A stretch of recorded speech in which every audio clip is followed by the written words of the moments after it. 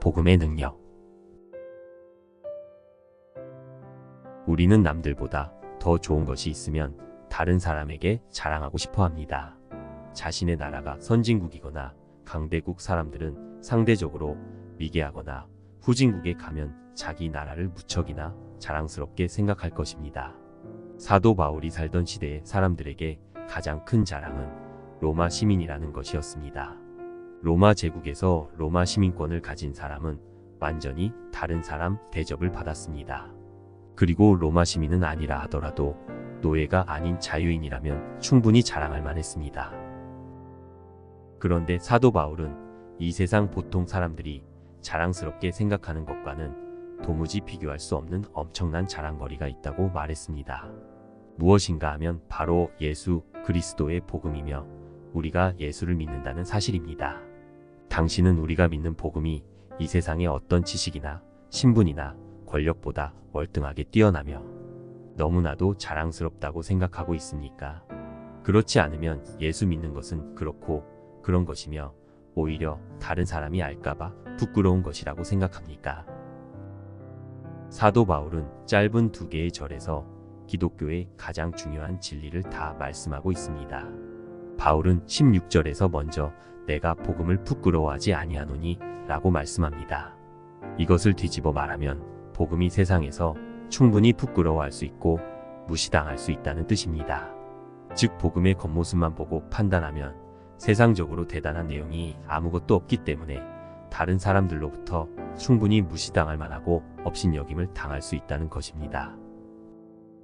그러나 기독교의 힘은 바로 그 놀라운 반전에 있습니다.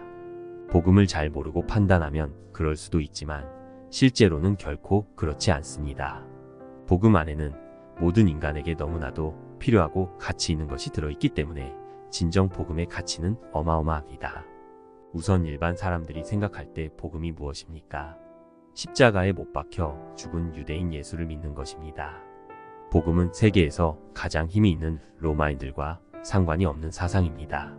사람들은 보통 힘이 있는 사람들이 관심 없어 하는 것은 중요하지 않다고 생각합니다. 그리고 복음의 내용이 로마에 의해 처형당한 죄수를 믿으라는 것입니다. 유명한 현인도 아니요 훌륭한 학자도 아닌 죽은 죄수를 믿으라는 것은 결국 우리를 바보로 보는 것밖에 되지 않습니다. 또한 복음을 전하는 사람들도 보잘것이 없습니다. 학식이 있는 사람도 아니고 사회에서 존경받는 사람도 아니고 직업 없이 온 세상을 떠돌아다니고 얻어먹으면서 전하는 사람입니다. 거기에 복음을 믿는 사람들도 지식인이나 유명한 사람은 없고 거의가 천민이나 노예나 여자들이었습니다. 그러기에 세상 사람들이 보기에 천한 사람들이 믿는 복음은 천하고 부끄러운 것이 될 수밖에 없었습니다. 하지만 사도 바울은 내가 결코 복음을 부끄러워하지 아니한다 라고 말씀합니다. 그 이유가 어디에 있을까요? 복음은 겉으로 보이는 초라한 모습과는 비교할 수 없는 엄청난 내용이 그 안에 들어있기 때문입니다. 하나님께서는 이 세상에서 잘난 체하고 교만한 자들을 속이기 위해 복음의 포장을 초라하게 했을 뿐이지 그 안의 내용은 결코 초라하지 않습니다. 사람들이 복음에 실망하는 이유가 무엇일까요? 가장 중요한 이유는 현실 문제에 큰 도움이 되지 않는다고 생각하기 때문입니다. 많은 유대인들이 예수님을 따르다가 떠난 이유도 여기에 있었습니다. 유대인들은 예수님에게 엄청난 능력이 있는 것을 보았습니다. 예수님은 보통 의술로는 절대 고칠 수 없는 병들을 쉽게 치료하셨습니다. 예수님은 중풍병자도 고치시고 소경의 눈도 뜨게 하시고 나병도 치료하셨습니다. 심지어 죽은 자까지 살리셨습니다. 그것도 죽은 지 나흘이 되어 시체 썩는 냄새가 나는 자를 살리셨습니다. 예수님은 보리떡 5개와 물고기 2마리로 굶주린 5,000명을 먹이셨습니다. 예수님은 인간에게 필요한 모든 것을 주실 수 있는 분입니다. 예수님이 가난한 자들에게 먹을 것을 주고 병든 자를 치료하는 일만 하셨다면 어느 누가 감히 복음을 무시하겠습니까? 그러나 예수님은 엄청난 능력을 가지고 당장 유대인들에게 필요한 것을 주지 아니하셨습니다. 그 대신 오직 인간의 죄 문제만 말씀하시고 그 죄를 해결해야 한다고 하면서 십자가의 길로 자진해 걸어가신 것입니다. 사람들은 자신이 중요하게 여기는 조건을 갖추지 못한 사람은 인생에 실패한 사람으로 간주합니다.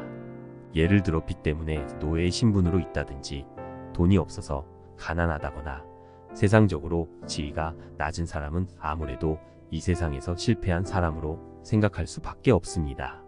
그런데 복음을 받아들이는 사람들은 세상적으로 성공한 사람이 아니라 실패한 사람들이 대부분이었습니다. 그리하여 기독교를 실패한 사람들의 종교요, 부끄러운 사람들의 신앙으로 생각하게 되었던 것입니다. 그럼에도 불구하고 사도 바울이 복음을 부끄러워하지 않는 이유는 어디에 있을까요? 여기서 부끄러워하지 않는다는 것은 단지 소극적으로 부끄러워하지 않는다는 말이 아니라 엄청나게 자랑스럽게 생각한다는 뜻입니다. 또한 다른 사람에게 이것을 말하지 않고는 견딜 수 없는 마음이라는 것을 의미합니다. 그 이유가 무엇일까요? 사도 바울은 자신이 복음을 자랑스럽게 생각할 수밖에 없는 이유를 설명하고 있습니다. 이 복음은 모든 믿는 자에게 구원을 주시는 하나님의 능력이 됨이라. 여기서 관심을 가지게 되는 말은 구원입니다. 우리가 언제 구원이라는 말을 사용합니까?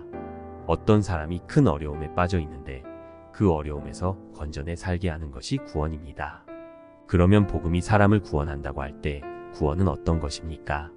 하나님께서 우리를 구원하신다는 것은 배가 침몰하거나 길에서 강도를 만났거나 죽을 병에서 살리는 것이 아닙니다. 하나님께서 우리를 구원하시는 것은 생각하는 것보다 훨씬 더 근본적이고 본질적인 것입니다. 일단 우리가 생각하는 구원은 사람의 생명이 이 세상에서 사는 것으로 모든 것이 끝남을 전제하고 있습니다.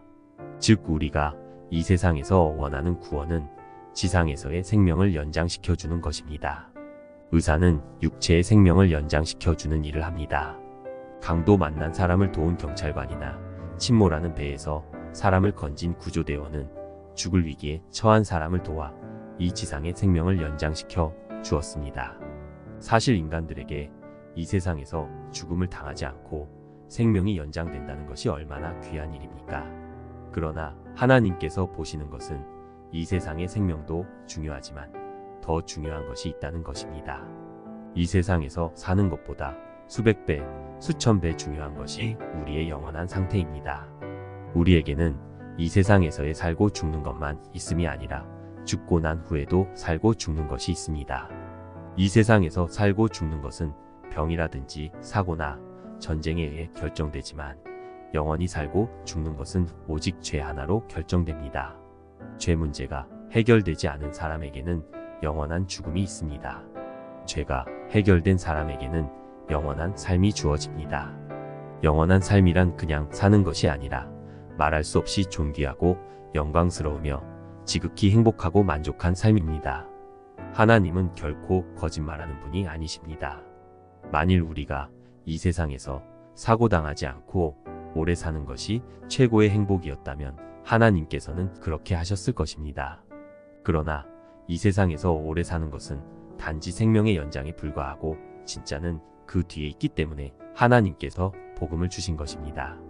그렇다면 복음이 우리에게 주는 것이 무엇일까요? 우선 복음은 인간들의 영원한 운명을 바꾸어 버립니다. 인간들에게 정해져 있는 것은 이 세상에 살다가 죽는 것입니다. 그리고 죽는 즉시 영원한 지옥의 고통이 기다리고 있습니다. 죽음은 인간들에게 언제 찾아올지 모릅니다. 다만 죽는 순간까지 지옥의 심판이 지연되는 것밖에 없습니다. 이 세상에 태어난 모든 인간은 단 한 사람도 빼놓지 않고 지옥의 형벌의 대상입니다. 이것이 바로 인간의 숙명입니다. 사람들은 미래를 알기 위해 점을 치러 가는데 점을 칠 필요가 없습니다.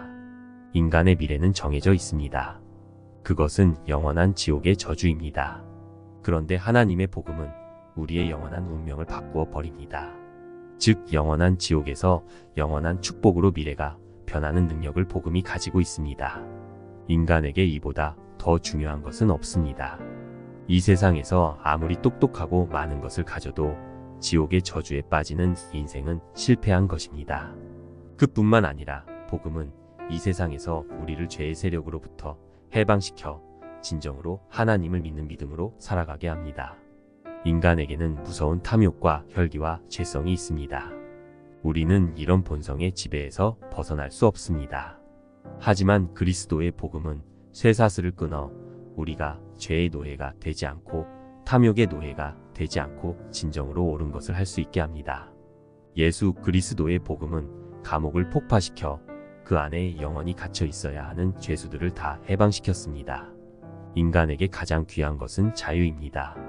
인간은 스스로 생각하고 스스로 옳은 것을 판단해 행동하고 사랑하는 사람을 마음껏 만나 사랑하는 자유가 가장 중요합니다. 만일 이런 자유가 없다면 인간이 될 수 없습니다. 그런데 인간에게는 자유가 있는 것 같지만 실제로 죄를 지을 자유만 있지 죄를 이길 자유는 없습니다. 그것은 결코 자유가 아닙니다. 인간에게 가장 큰 자유는 마음껏 하나님께 예배드릴 수 있는 자유입니다. 결국 이 자유에서 다른 모든 자유가 나오고 이 자유를 빼앗기면 다른 자유도 빼앗기게 되는 것입니다. 사람들은 복음의 능력이 얼마나 엄청난 것인지 알지 못합니다. 복음은 망쳐버린 우리의 인생을 되살아나게 합니다. 복음에는 중요한 두 가지 특징이 있습니다. 첫 번째는 구원을 얻는데 필요한 조건입니다. 어떻게 하면 이 놀라운 구원을 이룰 수 있느냐 하는 것이 복음의 아주 중요한 내용입니다. 두 번째는 구원을 얻은 결과가 어떻게 되느냐 하는 것입니다. 구원을 얻는 조건은 오직 한 믿음뿐입니다. 구원을 얻는다는 것은 단지 영원한 저주에서 벗어나는 정도가 아니라 하나님의 모든 것을 상속하는 상속자가 되는 것입니다. 그런데 하나님의 엄청난 구원을 받는데 필요한 조건은 오직 믿음밖에 없습니다. 여기서 믿음이라고 할 때 도대체 무엇을 믿는 것입니까? 가장 중요한 것은 하나님 말씀을 믿는 것입니다. 지금까지 내 생각이 옳다고 믿었고 세상 사람들이 하는 말이 옳다고 믿었는데 이제는 내 생각도 틀렸고 세상 사람들의 말도 틀렸고 오직 성경에서 하나님이 하신 말씀만 옳음을 믿는 것입니다. 성경에서 하나님이 하신 가장 중요한 말씀은 우리가 흙으로 만들어진 피조물이기 때문에 하나님 말씀에 복종해야 하며 십자가에 못 박혀 죽으신 예수가 하나님의 아들이며 내 죄를 대신해 죽었다는 것입니다. 이것만 믿으면 무조건 하나님이 영생의 복을 주십니다. 만일 이 믿는 것이 너무 간단해 자기 노력이나 공로를 믿으면 어떻게 될까요? 구원을 얻는데 실패하게 됩니다. 자신의 공로가 들어가면 절대로 구원에 이를 수 없습니다. 자신의 모든 자랑과 공로를 버리고 오직 십자가에 못 박히신 하나님의 아들을 믿는 것입니다. 그렇게 할 때 예수 그리스도와 나 사이의 의의 교환이 이루어지게 됩니다. 즉 나의 모든 허물과 죄는 예수님에게로 넘어가고 예수님의 의는 나에게로 넘어오게 되는 것입니다. 그래서 예수님의 십자가가 어떤 의미에서는 구원의 유일한 길이면서 걸림돌이 되기도 합니다. 자기 공로를 믿는 사람은 절대로 예수님의 의를 소유할 수가 없고 끝까지 자기 공로로 구원받아야 합니다. 그러나 우리는 예수님을 믿어야 합니다. 이 세상에서 예수를 믿는 것보다 더 멋진 일이 없습니다. 예수를 믿는 것보다 더 진지하고 깊이 있는 사람으로 만드는 일도 없습니다. 믿음의 결과는 너무나도 엄청난 것입니다. 이 세상의 재물과 지식과 권력을 다 가진다 하더라도 하나님의 구원을 받지 못하면 그의 인생은 실패하는 것이며 망한 것이며 완전히 망쳐버린 것입니다. 그런데 구원이 어려운 데 있는 것이 아니라 너무 쉬운 데 있기 때문에 사람들이 믿지 못합니다. 우리에게 놀라운 구원을 주신 하나님께 감사받게 드릴 것이 없습니다. 마음에서 감사가 없어지고 불평과 불만이 나오는 순간 마귀에게 속는 것이며 자기 자랑이 다시 나오는 것입니다. 우리는 모든 것을 믿읍시다. 그리고 모든 것에 감사드립시다. 이것이 바로 하나님이 진정으로 원하시는 뜻입니다.